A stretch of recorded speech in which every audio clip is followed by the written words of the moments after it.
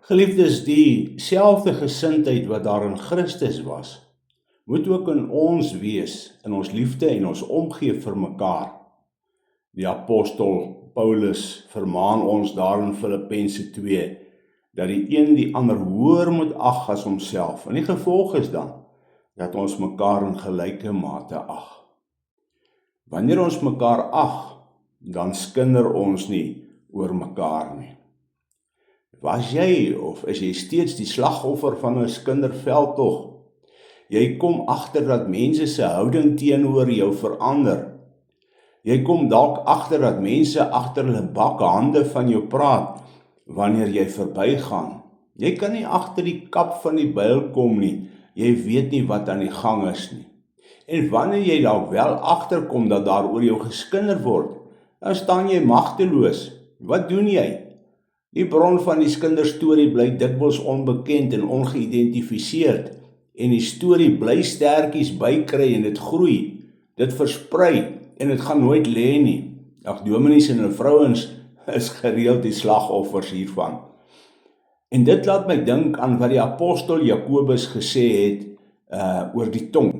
Jakobus 3 van vers 5 tot vers 8. Net so is die tong ook 'n klein lid en beroem hom op groot dinge. Kyk hoe 'n groot hoop hout steek 'n klein vuurtjie aan die brand. Die tong is ook 'n vuur, die wêreld van ongeregtigheid. Net so 'n plek neem die tong onder ons lede in. Dit besmet die hele liggaam en steek die hele lewensloop aan die brand en word uit die hel aangesteek. Want elke soort natuur van wilde diere en voëls en kruipende sowel as seediere word getem en is getem deur die menslike natuur. Maar die tong kan geen mens tem nie. Dit is 'n onbedwingbare kwaad vol dodelike gif. Ja, geliefdes, die vuur wat die tong aan die brand steek, word nie maklik geblus nie en woed gou buite beheer.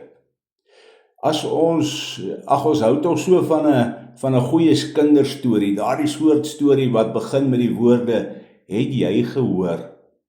En jy spits jou ore vir iets sappigs. In die Spreukeboek lees ons dat die woorde van kwaadsprekers soos lekkernye is. Ons wil tog so graag hoor van ander se foute en skandes, want dit laat ons dalk beter voel oor onsself. Ek is nou nie regtig soos daardie een nie. Die narcis kraak ander mense af om homself beter te laat lyk. Skinder voet op ander mense se foute en swakhede. Dit gee die vlees plesier om iets te weet wat ander nie weet nie. Dit laat jou so belangrik voel. Die gebod van die Here vermaan ons dat jy geen valse getuienis teen jou naaste mag spreek nie. En die kinderstorie, 'n kinderstorie het dikwels 'n leuen as basis. Dikwels is dit 'n figment van iemand se verbeelding. En daar steek daar 'n greintjie waarheid in so 'n storie. Moet ons in gedagte hou dat 'n kinderstorie iemand se naam aan gedrang bring en dat vertroue verbreek en verhoudings vernietig word.